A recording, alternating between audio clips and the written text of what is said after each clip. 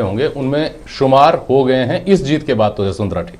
जी, निश्चित रूप से इस चुनाव परिणाम के जो संकेत हैं उनके बिना पर कहा जा सकता है कि हनुमान बेनीवाल जो है किसान और जाट राजनीति में एक बड़ा चेहरा के रूप में उभर कर आए हैं, इसमें कोई संदेह भी नहीं है। और उन्होंने अपने एक सीट से बढ़ा करके, पहले विधानसभा में 3 सीटें हो गई उनकी, उसके बाद अब लोकसभा में MP जीत करके आए और अब एक बाई इलेक्शन में सीट जीती, तो ये उनकी उपलब्धि के रूप में ही देखा जाना चाहिए। ठीक बात है। महिला जी, कितनी बड़ी चुनौती के रूप में आती है ये बात सामने? देखिए सर, अपने साथ चुनौती लेकर आती है। हर चुनाव अपने आप में एक अलग तरीके से उसके अलग मुद्दे होते हैं, अलग परिस्थितियों में लड़ा जाता है। इस बार जो ये प्रदेश में दोनों सीटों पे जो उपचुनाव हुए, मंडावा का चुनाव अलग था, खींवसर का चुनाव अलग था। सबसे पहले तो मैं आपके इस चैनल के माध्यम से धन्यवाद दूंगा कि उम्मीद से ज्यादा वोट हरेंद्र जी को मिले हैं। राष्ट्रीय लोकतांत्रिक पार्टी और भारतीय जनता पार्टी ने जो मिलकर चुनाव लड़ा है, उस चुनाव में मुद्दों की राजनीति तो कांग्रेस पार्टी ने वहां की नहीं, वहां तो उन्होंने इमोशनली तरीके से वोट को डाइवर्ट करने का प्रयास किया। अंतिम चुनाव है, कैबिनेट मिनिस्टर बना देंगे, ये वो जितनी भी जो चीजें हैं। 11 महीने के कार्यकाल में लगातार 3 बार आपको उसी कॉन्स्टिट्यूएंसी से चुनाव में जीत होती है, तो इसका मतलब आप देश और प्रदेश में एक मैसेज आता है कि खींवसर जो राष्ट्रीय लोकतांत्रिक पार्टी की राजधानी कही जाती है, वहां के लोग बहुत बड़े जागरूक हैं। कांग्रेस ने अलग चश्मे से देख के एक दूसरी तरीके का माहौल क्रिएट करने का प्रयास किया, खींवसर को छावनी के रूप में तब्दील किया।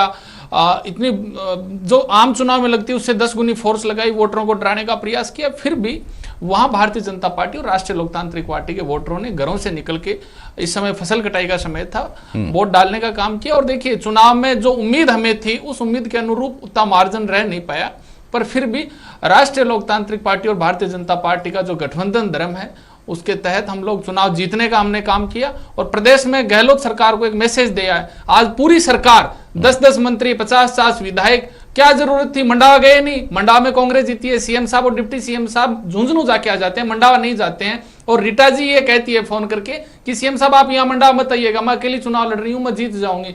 झुंझुनू की मंडावा सीट की जीत रीटा चौधरी की जीत है, नहीं कि कांग्रेस की। कांग्रेस ने प्रतिष्ठा का सवाल बनाया ना खींवसर चुनाव को।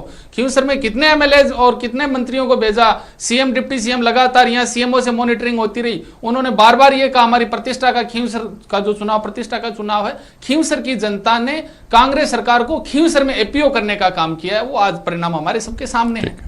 राठी जी, ये बात सही है क्या परसेप्शन इस तरह का बना हुआ है कि कांग्रेस का फोकस या तो खींवसर पर था चूंकि प्रतिष्ठा की सीट वो थी, या कांग्रेस मंडावा को आसान जीत पहले से ही मानकर चल रही थी, इसलिए खींवसर में पूरी ताकत लगाई गई, क्योंकि इन हार जीत से आगे के समीकरणों पर भी असर पड़ता है? नहीं, कांग्रेस ने निश्चित रूप से मेहनत की। जब तो उनके जो 55,000 के जो गैप था उनका पार्लियामेंट का, उसको कम करके ये यहाँ तक लेकर के आए।